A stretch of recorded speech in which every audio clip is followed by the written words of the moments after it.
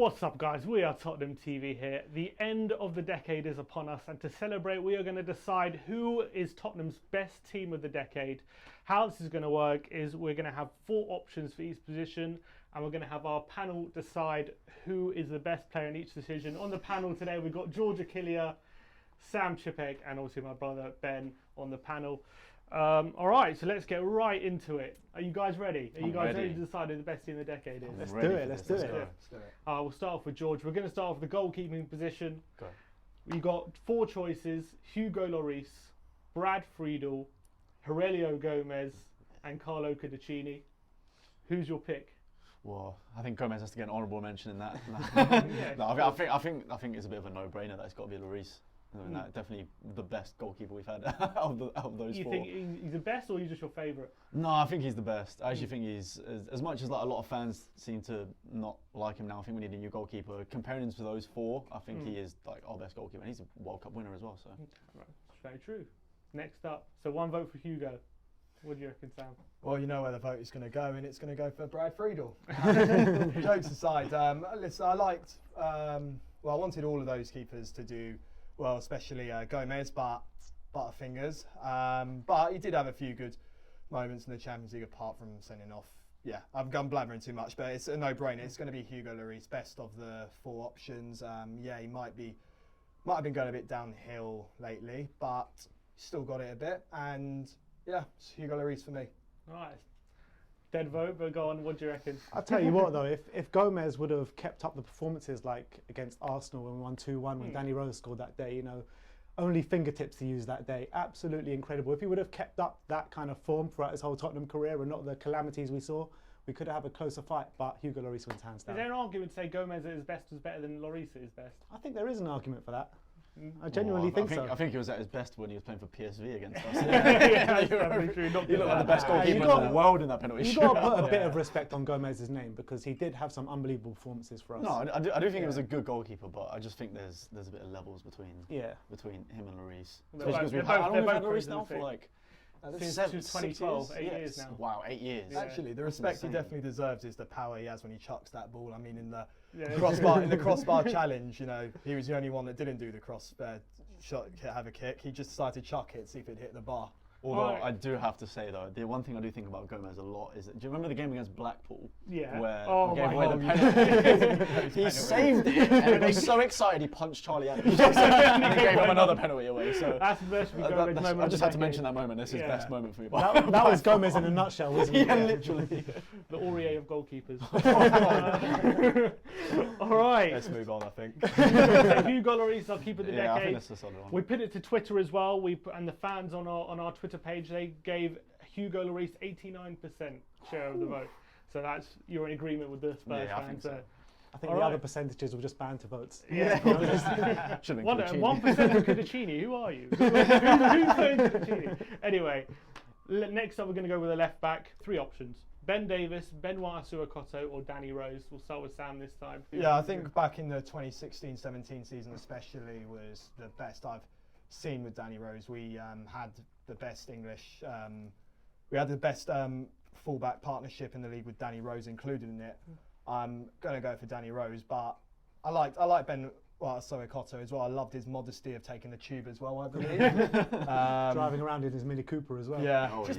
I mean, he did say, which was a bit dodgy, that football was just a profession to him and nothing else, but admire the honesty, I guess. But no, it's definitely Danny Rose for me. Danny Rose? Ben? Tell you what though, Danny Rose is probably my pick, but I think he only had 2 seasons properly at the top with Spurs, because after that he kind of went downhill, and at the start of his Spurs career he wasn't great, was he? We did have him on loan for a while. I mean, we was at Sunderland and then just couldn't really make him team. I mean, he started out as a left mid. Exactly. The goal against Arsenal counts as this decade though. Yeah, but he got taken off at half time for playing so poorly that day. Yeah, I know. Yeah, that goal alone is worth it. That goes under the radar a bit. He was so bad, even though he scored that worldie, they couldn't carry on for the second half. But you definitely got to give a mention to Benoit Assou-Ekotto, because I think he was, especially under Harry Redknapp, he was sublime playing those balls outside of the boot to Gareth Bale to run onto. I think he was massively, massively underrated when he was at us. and a lot of fans don't give him the respect he deserves. Maybe he'll win if he gave more of a shit. Yeah, he scored a bit of a world against Liverpool as well. Yeah. He did a Yeah. couple of those from quite Against outside the Everton as box. well? Yeah, I think it might have been. He was good. I loved him. I thought he was just, I think he Yeah. was just more of like a character than as a than as a Yeah. footballer. I loved when he had the red and blue boots. Like, Yeah. not by design. Like he just wore different Yeah, colour he boots, just- which was a bit weird. But I Maybe- think I'll have to give my vote to Danny Rose. Maybe as that's well. where Diane Danny Abbott got Rose. her dress sense from. To be fair to Ben Ben White's of course. Is he actually important? Is he a porn star apparently according to Harry Redknapp? Or he Oh, wants to go- I think he tweeted it saying it wasn't true. Wasn't but true. he said maybe in the future. He probably will be. It in his listen, career. but, look, but someone who like came across like he really didn't care about football. He still was quite ruthless. I thought as a left back. I thought he, especially in the North London derbies, one of them I think when he was just like wiping out Sanya at one point. I think I got it right, but yeah, he does deserve a bit of the respect, like you said earlier. There's an argument to say, well, the team was at its best when Ben Davies was actually in the team. That with that run at the end of the last season at Whitehall Lane, won I think 13 over 14 matches with Ben Davies at left back. Yeah, but Pretty when much we like the- had Rose and Walker on the right and the left, you Yeah. know, That the was dynamic unbeatable. duo, Best fullbacks. Best- in the league best at the time. fullbacks Yeah. could argue in Europe at the time. All right, so that's 3 votes again for Danny Rose, unanimous. He got 73% of the Twitter poll there. So you again agree in agreement with the Spurs fans, pretty obvious there. All right, so now to right back, we got 4 options again. Serge Aurier, Kieran Trippier, Kyle Walker, or Vedran Chorluka. No Alan Hunter this time. He just about misses out, unfortunately. Sorry, Alan. We'll start with you, Ben. Oh, it's a no-brainer, really. Carl Walker, hands down. Like I said before, when we had Carl Walker and Danny Rose on each flank, I think they were probably definitely the best in England, one of the best in Europe. Vedran Chorluka gets a shout out for his kind of relationship with Aaron Lennon on that right-hand side. Yeah. But apart from that, I think Kieran Trippier and Serge Aurier were just banter votes, really. Banter votes. Do you agree with that? Oh yeah, I think I totally agree. Walker and Danny Rose were insane when they were playing when they were the fullbacks. What was it 16, 17? Did we say? Yeah, that season was just unreal. And I think I don't know. It took him. It's the same with Rose though. It took him a while to get good as well. I feel like he just bulked up a bit, and then we just started abusing his pace when he started to play a bit more as like right wing back. But no, I definitely favour him as our best right back of the decade. No Carl Norton? Can't mention it. Connor and Swansea. Actually, maybe. Carl Norton was considered the better one when we signed them Yeah, both. that's He true, was that's considered true. the better fullback, but that was not the case. Funny But how these anyway. things happen. Yeah, it's Didn't true, Carl true. Walker also score against Arsenal on his debut, or was that not his debut? That was his first North London derby. Yeah, That was his Was first it a North free London kick? derby. Or was that against- No, I think it was a shot No, from no, outside not the free box. kick, shot from outside the okay. box. That was in like 2011, I believe. Yeah. So that's 2 votes again for Carl Walker. And Sam? Yeah, it's definitely Chorluka. No, I really liked Carl Walker, especially I think because when we signed him from Sheffield United, I think we loaned him to Aston Villa for a bit, and he was. I just remember how good he was then, and when we got him, that goal against Arsenal in his first North London derby. I think there was a free kick goal as well against Blackburn? Yeah, that was Yeah. it. I liked him, and to be honest, even though City may be going downhill, I would still take him back as a right back with the current in a right heartbeat. back. In a Never heartbeat. Oh, we yeah, haven't I'll replaced happily him, have have him we? back. We haven't No, replaced not Carl at all. Walker. So yeah, it's I'm Carl gonna replace Walker. Trippier either. And he wasn't even mentioned as well. I'm going to replace That's our what I'm banter about. right back. Oh god. Carl Walker received 88% Yeah. of the Twitter poll. Surprisingly, Chorluka got 5%, which is more than Trippier and Serge Aurier. Yeah, I don't know at all. I was never really the biggest fan of Chorluka. So. But I thought I the think- Berbatov of right backs. But Chorluka, when he was at us, he was actually quite young, and he played like a 35-year-old. He Yeah, was I know. so slow. Amazingly, I just remember him being so slow. I was like, If you were to surely guess you how can't old be a right back. Chorluka's still playing in the Champions League now, and would you guess how old he is? How old do you reckon Vedran Chorluka Oh, is now? I was gonna say 30s. 54, but you're probably gonna say like 28. He's 33. 33. He's only 33. He's like the same age as Yeah, I Toby. feel like he's been 33 for 10 years. Jeez. Unbelievable. But He's been anyway, playing that way. Yeah, well, he definitely played like a 33-year-old when he was at us. centre backs now. Hopefully this will get more interesting now. I'm hoping because you've been unanimous throughout the whole show so far. We got Toby Alderweireld, Jan Vertonghen, Ledley King, and Michael Dawson. 4 choices.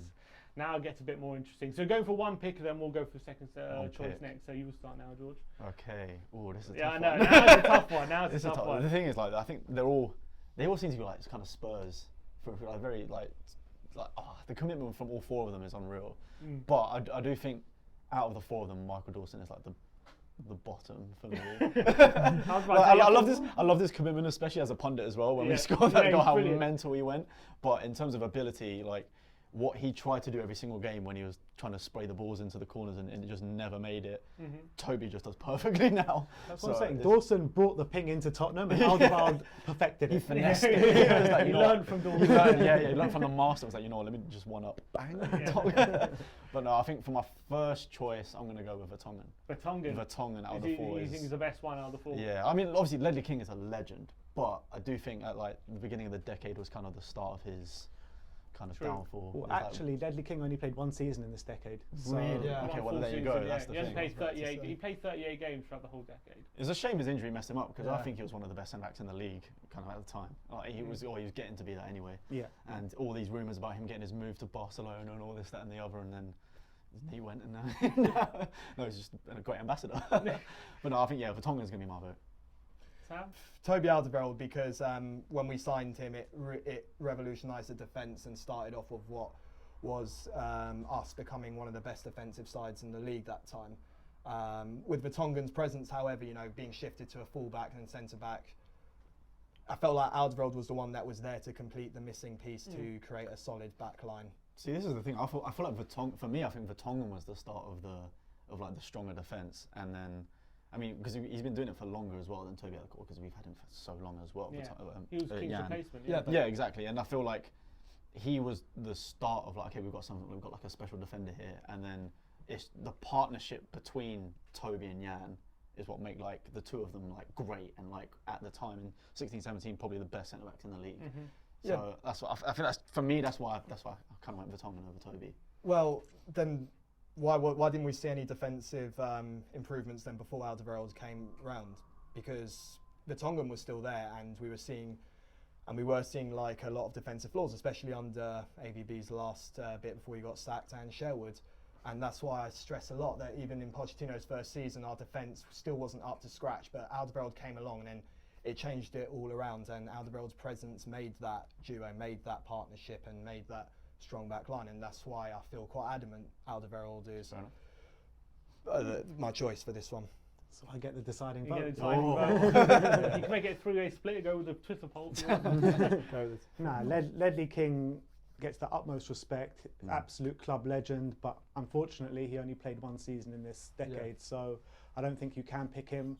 I think when you're talking about Vertonghen against Alderweireld, it's very, very tight, it is, but I'm going to go for Jan Vertonghen just because he's been more consistent over the years than Toby Alderweireld. I think Toby Alderweireld has had his injury problems and rarely completing a whole season.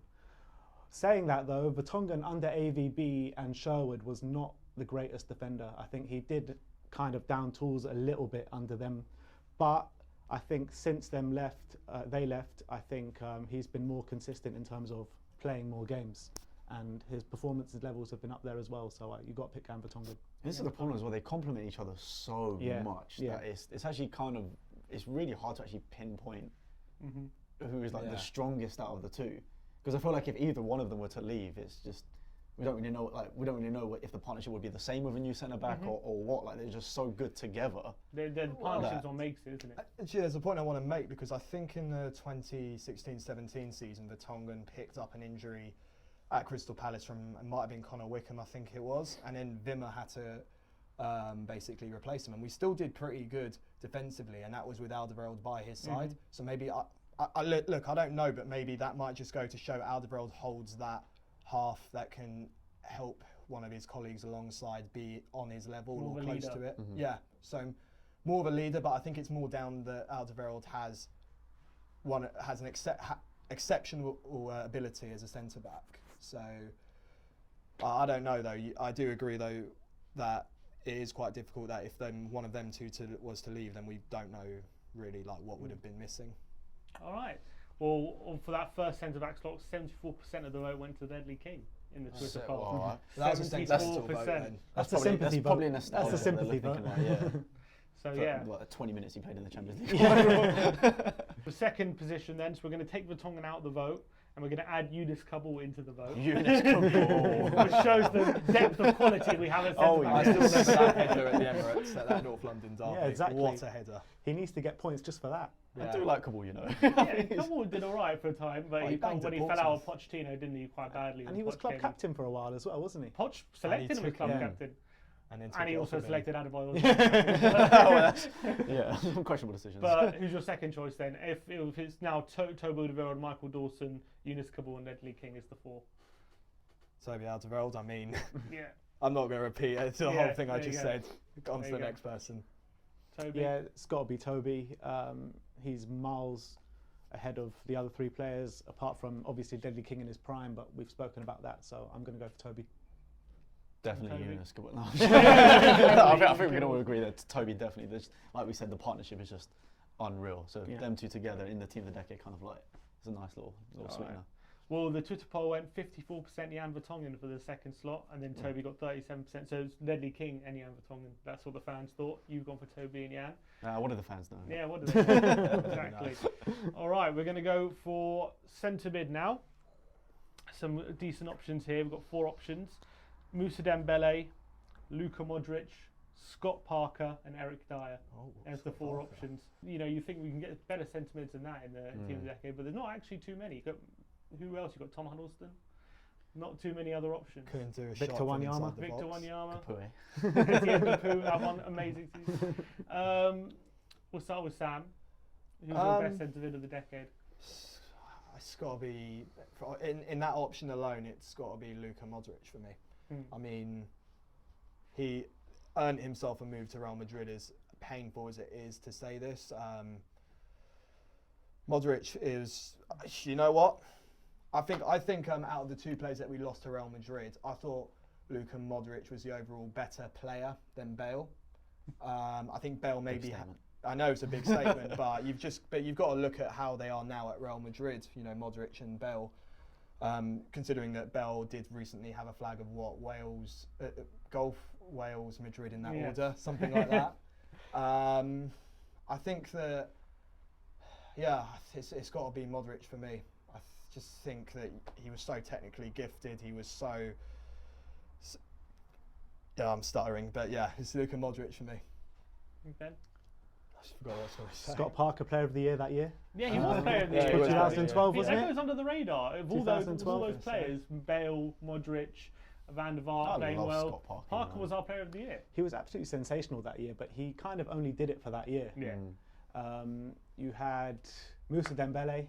What a player he was. He took the game by the scruff of the neck and won it single-handedly sometimes. Yeah. I remember games against Manchester United, I think away at Juventus. How amazing was he that day?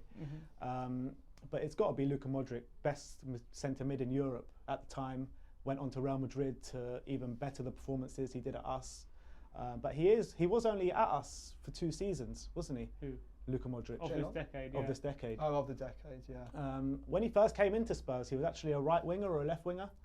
Redknapp played him on the left, didn't he? Yeah. Because he didn't feel like he had the physicality to play in the centre, but it was quite wrong. And Arsene Wenger, I think, came out as well. It was like, this guy's too small for the Premier League. And it actually took an injury, I think it was to Tom Huddleston or something. Was it Tom Huddleston? In the middle of the park for Harry Redknapp. Palacios. Maybe no, it was Wilson Palacios. Because he got a booking, actually got suspended with 10 yellow cards. So it only took for him. No surprise It there. only took for him to be out the team for Modric to be pushed back, and since he was in that centre mid position, that was it for him. And Now he's Ballon d'Or winner. yeah, now he's a Ballon d'Or winner. You can't look past Luka Modric, surely. I still find it funny how the Madrid fans voted him as like the worst signing. Yeah, it's like 6 months or something. Yeah, exactly. And then there's now Yeah, that is probably one of the bizarre. best cinemas they've ever had. I mean, what I was going to say that when I forgot just now was that, you know, he won Ballon d'Or, you know, first player to beat Messi and Ronaldo to it in ages. And I just think that says a lot about his performance, you know, his performance in the World Cup recently as well. And don't forget as well, I mean, you said that he only played, 2 seasons of this decade. Well, those 2 seasons of this decade was the best we saw of him and got him to Real Madrid. It was Definitely. phenomenal. Absolutely phenomenal. And when he left, there was such a gap in our midfield. Yeah. And so Luka Modric, surely. We struggled for a bit after that. Yeah, we did. When he went. Yeah. But the thing is, like, I think I'm going to choose Modric as well. Yeah. Because I do think he is an unbelievable footballer. But the way that all the other players talk about Dembele, I think the injuries just cost him massively because they were all saying how he's the best footballer they've played with. It was impossible to get the ball off of him, and he's a player that Pogba wishes he was. But no, but honestly, like, I think Dembele's like a talent, but just couldn't really play a full 90 minutes for a lot of the time, and I think that hinders him massively. But I think my first vote's got to go from Modric. Dembele is also an interesting one that had a position change because actually at the start of his career he was a striker and then gradually moved his way back slowly. So I think we signed him as a number 10 or someone. He was definitely I think he was a number 10. So a bit further up the pitch, but and he scored run scored on his debut. Funnily enough, I think it was actually Martin Jol who decided he was a centre mid at Fulham. He was the manager who pushed him backwards, and then we kind of reaped the benefits from that. So cheers, Martin. Appreciate Safe mine. All right, so Luka Modric gets the vote. All three of you again. 53% went for Luka Modric in the Twitter poll. The second position then, Moussa Dembele, Parker Dye. I'm guessing you're all going to go for Moussa Dembele. I think it's got to be Dembele. The goat. Yeah, Moussa Dembele. All right, so Dembele and Modric. What a partnership they would have been if we had them together. So bring them both back. Come on, Spurs. Would Dembele still get in our team? Yes. Yeah, I think so. I think we've got Dembele and Ndombele. The Dembele. We get 45 minutes each. It'll be great. Finally get a full 90 Start with minutes. Dembele. Bring on Ndombele. Finally get a full 90 minutes. And close off with Ousmane Dembele up top. All right, we'll move on to the left wing position. We're going for a 4-2-3-1 position. That's our formation of the decade, I would say. We got Heung-min Son, Gareth Bale, and Christian Eriksen in those options there. I think there's quite a versatile player. There's a few. The three behind the striker are all very versatile, can play in each. No, me neither. It's actually hard. And it's not because of oh my god! It's not because of Korean text and the title and this, that, the other. It's genuinely. It's Heung-min Son misses out. It's a no-brainer for me. Gareth Bale, surely it's got to be. I guess because I'm getting sentiment, you love Son though. That's the problem. Like we all. But if we're talking about numbers now, Son's passed him. Son's passed him in goals and assists. But if you're talking about how good, and Bale was what? Bale was obviously Bale's a stunning talent and was picked to be Ballon d'Or winner as well when he went to Madrid. But it was like I think 1.5 seasons, maybe 2 seasons, he was at his best for us. Let's not forget the 7 years prior or whatever when he was left back. What about the curse at the beginning of the season? Exactly. We couldn't win a game with him. But I mean, that probably wasn't even this decade anyway. But I think we're going to loan him to Nottingham Forest, or was it Birmingham? It was nearly 3 million. I think he just fell through. Imagine 3 million. I think it was Birmingham. Oh my god, that would have been. To break that curse, I think we were winning 3-0 or 3-1 or something with the last 5 minutes to go, and Harry Redknapp was like, "Just get on the pitch." I believe it was against Burnley. We were 5-0 up, and he gave him 5 minutes, I think. And the rest is history. They say. Now look at him now. Just goes to show. Go on. It's a bit difficult because with Bale, he was. It was more of a one-man team, so you got to see and kind of played everywhere up there. At the top by the Whereas Son is part of a system of key players in our team. So I hate to say this. Who you looking? I hate to say this, but I think if I could get maybe Son on the other wing, then I'll say this. But I'd say Bale because of how much he carried the team and his free kick ability, his pace, his speed. You can't forget that either. Although weirdly enough, Son's goal against Burnley the other day was a very Gareth Bale-esque sort of goal. It really was. It was like the one he scored against Norwich when he couldn't for everyone. If I can have Son on the other side, then I'm going to put Bale in and put him on that left or right. They can Bale on the left. Yeah, he can play both. Yeah. But he plays on the. What was that song? He plays on the left. He plays on the left. Yeah, when when Harry Redknapp put him on the right sometimes. It just shows how tactically useless the Spurs fans are. Because so much better on the right. Well, as soon as he went to Madrid, he went on to the right side. All right. No, it's got to be Bale. I think for the way that he kind of just pushed us through that season. I think it was under AVB. There were just moments in that season where, last-minute goals, Gareth Bale from 30 yards, 25 yards, just single-handedly beating their whole team, just second to none. Obviously, it's hard to keep Sonny out of the team, but as Chipek said, he'll go on the other side. All right. George, who's your pick? Oh, it's a top one. I love them both, but I think there's just too many memories of Bale. That he absolutely murked Michael in the Champions League, and so many moments, like the goal against West Ham, solo run against Norwich. They're just so he has to go into the team as well. So I agree with these guys. And he was world record transfer at the time. 69% of the vote went to Gareth Bale for that position. So he went with the fans there again. So how many did Sonny get for that position? 29% of the vote. Is that second or is it? That's second, yeah. Okay. Yeah, of course. On the right, we have Aaron Lennon, Dele Alli, Christian Eriksen, and Heung-min Son for the right wing position. Who's your pick? Oh, in that case, I'd like to say Son. Now I'll pick Son. I feel like he has to get into the team. The guy is phenomenal. And even like, when we were saying the argument between him and Bale before, I mean, I think he's now scored and assisted more than Bale did for us. And just he's also another player that can just provide those phenomenal solo moments that we saw against Burnley the other week. And he's done so many of them recently. And even when Kane was out, like pretty much saved our skin. I feel like he has to get into that team. And as much as I love the other guys as well, I don't think Dele Alli as a right mid. Like he's not his best there. Yeah. I think for me he's best behind Kane and stuff. So out of those players, I've got to choose Sonny.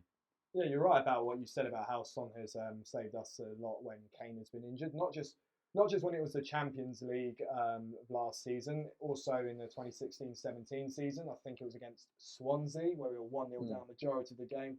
We went 3-1, and a lot of that was down to Son's contribution. Son is just a brilliant, exceptional player. His father trained him up to become what he is now since the age of 3 or 4, whatever it was. He's hardworking, he's pacey, he's quick. Like I said earlier with the Burnley goal that was and as George added on, similar to Bale's goal against Norwich, Son is undoubtedly world class, and he has been a delight to watch in this as list of these players in this decade, and he's definitely going on as my choice for team of the decade. He's another player who we were very close to selling after his first season. It's amazing how many of these players were close to selling. I think we were going to send him to Wolfsburg, I think it was. Yeah, it's kind of like Moura at the start. Like, a lot of these players just don't seem to gel straight away, and then something just clicks. They become our most important players. Yeah, exactly. I actually really think he is like Bale 2.0. There's no way that he shouldn't be in that conversation. That Bale, when Bale's like everyone's saying, he's the next Ballon d'Or player or deserves all these big moves. Sonny should be that. He's providing like pretty much the exact same thing that Bale was back then, and then now doing it in the Champions League for us, which Bale didn't really get the chance to. Sonny. In a way, yeah. A lot of people clearly rate him, but I don't think it's enough. Yeah. I think he's actually almost too nice, and that's probably why people aren't kind of bring up in conversation.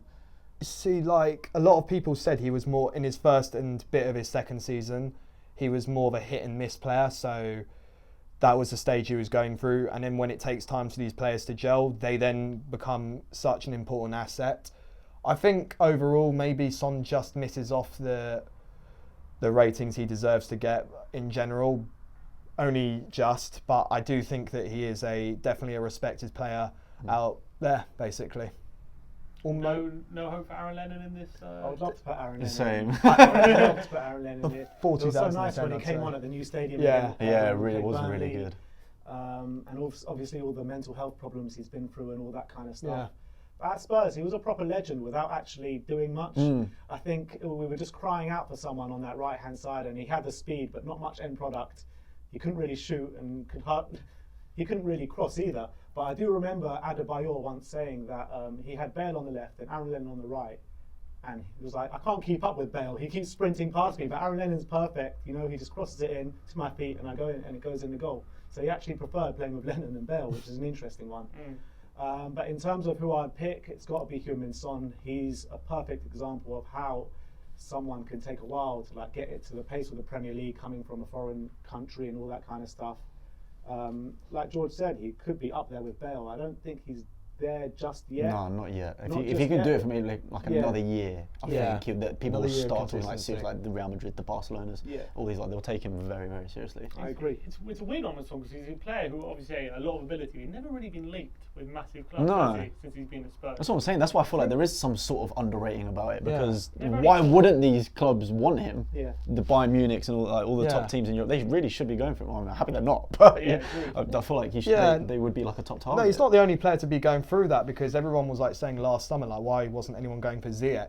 How he was against them. I think what it is that because Son's loyalty, he literally loves playing with us under a shirt. I don't know, maybe that might play a part a little bit. I really don't know. It's actually mind-blowing that nobody has tried to go for Son, because there's a lot of big European teams out there that Son could get into. And thankfully he doesn't have to do his military service either. Well, that just shows how good he is. Carried a whole nation to not have to do military service. Oh, he's good in defence and attack. All right. So Heung-min Son got 72% of the vote for that right wing position. Lennon only 3%, which is a bit disappointing. Paul. Did no one see that Chelsea game? Yeah, no one saw what you broke the gun. They must have been away. Was that the game when Ledley King outran Robin? Yeah, exactly. Oh yes, love that. Lovely Great stuff. All right, here's probably going to be might be the closest one for the vote. The central attacking position, attacking midfield. We got Christian Eriksen, Dele Alli, and Van der Vaart. Who has been our best attacking? Now that is the trickiest part. That's probably the hardest. That is the hardest.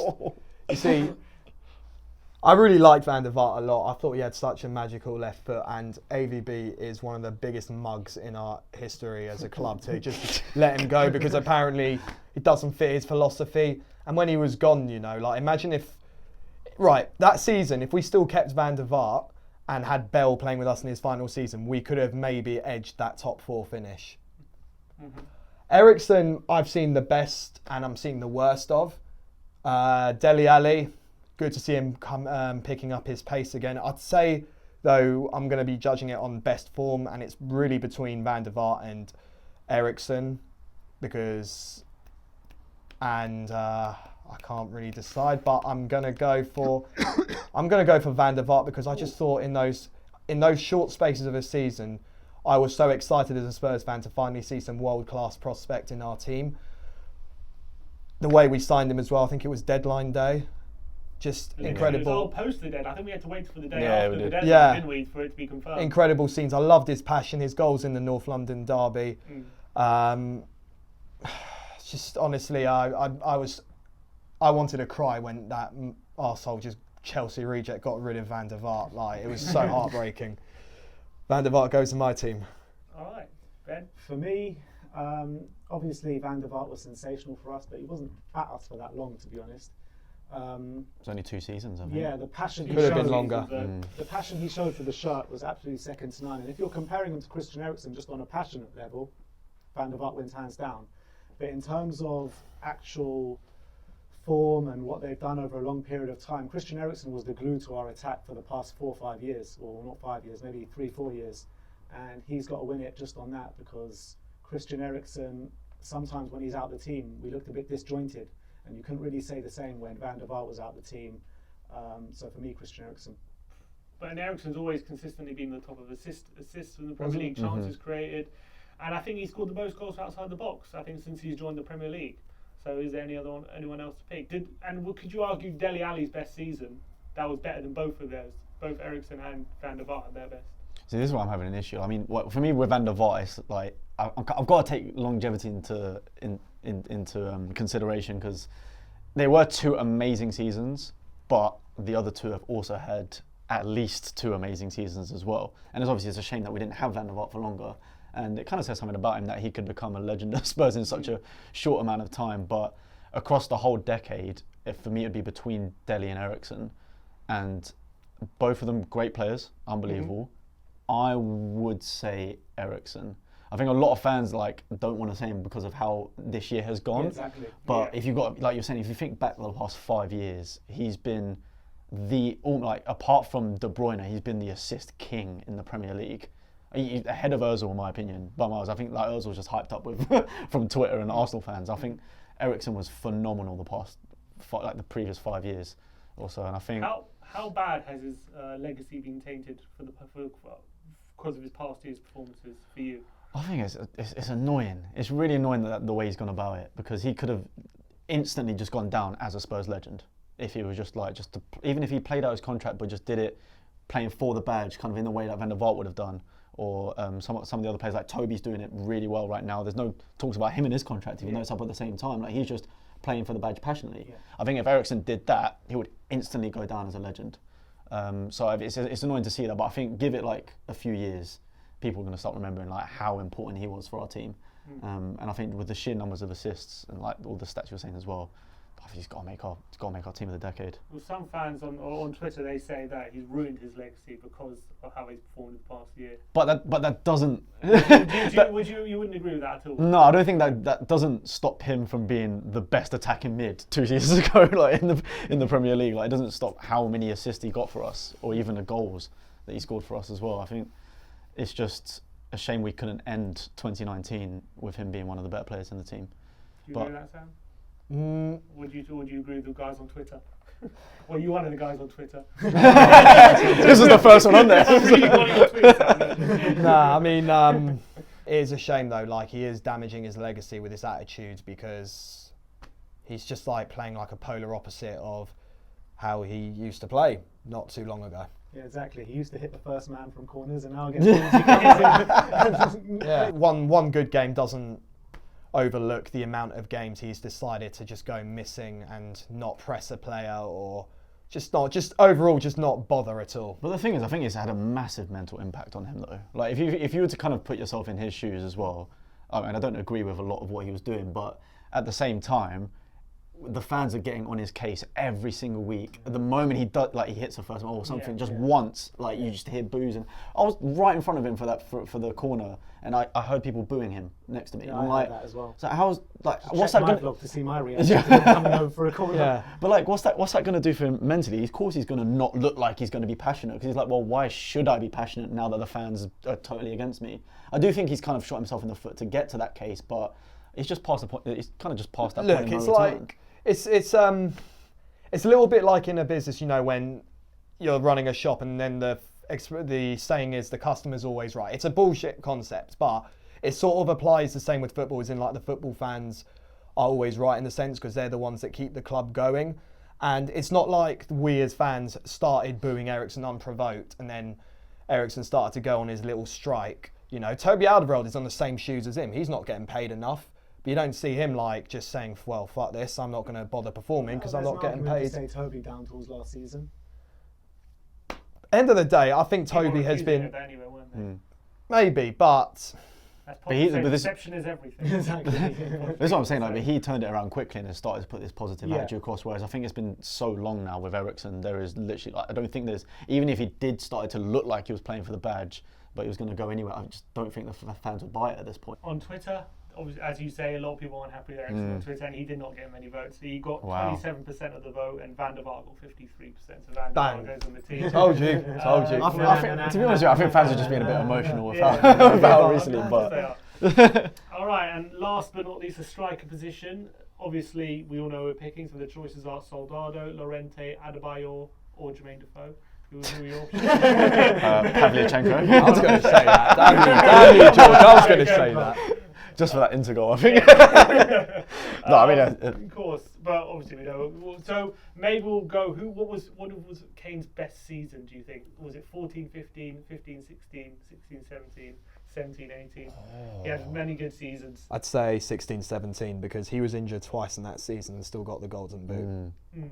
In fact, it shouldn't. Think even of the be numbers he could have got. Shouldn't have been. Shouldn't even be up to debate. It should be that season. And he was 2 goals behind Lukaku, wasn't he? Before going to 2 games before the end of the season, got 7. It was. Wasn't it Lukaku and Sanchez? And it was both of them up for it, and he was like 3rd. And then all of a sudden we had, what was it, Leicester and Hull, and he just like went, see you later. I tweeted this the other day, but if you don't, like, it's always going to be up to debate whether Harry Kane is the best striker in the Premier League or world. You know, everyone's going to debate that. But if you just don't rate Harry Kane, you either don't know football or you support Arsenal. No, literally. Literally. It's genuinely that. I don't know why people even get on his... I don't know why people get on his back. It is just bias. Like, it's so biased. I don't think you'll find any other footballer that gets so much biased stick than Harry Kane. For Kane to be considered the best striker to ever play in the Premier League, which some you might consider, I don't know if you do, does he have to win something?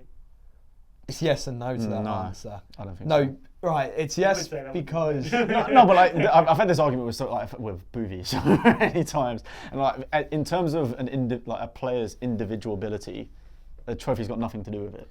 Yeah, a trophy, like, you can help your team get towards a trophy, but if the rest of your players don't show up, then how is that your fault as a striker, as a player? You could score 5 goals in a game, but because your defence is so weak, you could concede 6 or 7. Like, I don't think it works like that. I think as a player, you've got to look at his individual ability and how he can score goals from absolutely anywhere. Best penalty kick taker in the league by a mile. Was it like Rashford or even like Greenwood? All these like younger players are all modelling their penalties after him, and he's already at such a young age becoming an icon in the Premier League. I don't think the trophies as an individual matter. You have to just look at Kane individually as a footballer. You take, competitions away from this, and how the ability of him to be able to get that ball in the back of the net, whether it's a tap in, whether it's outside the box. Shame it can't be a free kick. But other than that, his ability is phenomenal as a striker. He's got the best goals to game ratio of any striker, I believe, in Premier League history. And even when he's performing at his lowest, he's been getting those sort of stats. So he hasn't even reached his peak years. This is what Do you think he'll go down as the best ever in the Premier League? I think if he stays in the Premier League, yeah, definitely, 100%. Yeah. So if he was to leave in the summer to Europe, he wouldn't. He wouldn't go down. If he leaves right now, in the summer, if he leaves in the summer, I think he'll go down as one of, but not the. What about in terms of Tottenham? Well, he's got to beat Jimmy Greaves. He's got to beat Jimmy Greaves. Yeah. I think he's going to stay just to beat the records at Spurs. You'd like to think. He has to, but it was a strange one with Kane because when he first broke into the team, he was a bit of a banter player, wasn't he? Yeah. Like stumbling past players, but getting past them, but scoring. Remember all the memes when he first broke into the team? The Jesus meme. Like he was the saviour. And he actually is. He actually is now. the saviour. It's unbelievable. He was scoring so Everyone many praised goals. him before. Literally. He was a one-season wonder, and the next season he was a two-season wonder, and then suddenly He's a six-season wonder. he molded moulded himself into some crazy physique because he was a bit fat and podgy when he first broke into the team. Modric said that in an interview in training, it was a freezing cold day, and then Kane, a really chubby teenager. That's how he described him as. And he's been on loan to so many teams as well. Leighton Orient, Norwich, Millwall, Leicester. Leicester. Any more? He was the Europa League Messi when he first went. And going in goal as well. Normally when a player goes on loan so much, you don't really see them being able to succeed, because the ones that don't go on loan as much are the ones that are expected to go right, your time of first team football is about to start. But with Kane, loans and loans and loans. He's also upped the standard of what it is to be an elite striker for Spurs, because when you look at Defoe, who's always seen as a legend and a great striker for Robbie Keane as well. And Keane, I think Defoe's best ever season, he got 18 Premier League goals. That's like Kane's worst season. Now he's hit the 30 mark, and it's just. No, I think the demand for goals per season has gone a lot higher now, because I think it is with strikers in general. Because Salah, a couple of seasons ago, got past the 30-goal mark, or something like that, which was a record. And before that, even with your Henrys or Alan Shearer's, didn't quite reach that amount. So I think it's just the strikers have got better lately, and the demands for goals has just got higher. And Kane is a part of that period of the demand for goal scoring to finish it off at the end of the season. All right. Is your team of the decade? Let's run through it again. We've got Hugo Lloris in goal, Kyle Walker at right back, Danny Rose at left back, Jan Vertonghen and Toby Alderweireld at centre backs. Midfield partnership of Modric and Moussa Dembele with Bale, Son and Christian Eriksen supporting Harry Kane, managed by Maurizio Pochettino. What a team that is. I would love that. All of them right now. All of them now. Actually, bring them all back. We should actually do that. Would that win the league? What, Poch as well? Definitely. Definitely win us a trophy. We might be 5 points ahead. Let us know in the comments below, what do you think of our team of the decade? Do you agree or do you disagree with our selections? George, thanks for coming on. Where can they find you? Thank you. You want to plug yourself? YouTube, Instagram, TikTok now. TikTok. This guy's on TikTok. So if you're under 13, TikTok. If you want to see some snappy highlights of games and stuff like that, then just Georgia Clear everywhere. All right, Sam. Cheers for coming on. Where can they find you? Just search up Sam Shipek on YouTube, follow me on Instagram, follow me on Twitter. Over my dead body for TikTok. We'll see what you say in 5 years. No. When I say this isn't going to happen, it's not going to happen. I don't even know what TikTok is. Oh, don't bother saying no. Man, follow me, you'll find out. All right, cheers for going on, Sam. Ben, are we starting a TikTok now after this? No. I don't even know what it is, so. Remain oblivious, because you don't want to die. All right, cheers for going on, guys. Thanks for joining us. Come on, you Spurs. Oh, yeah, you Spurs.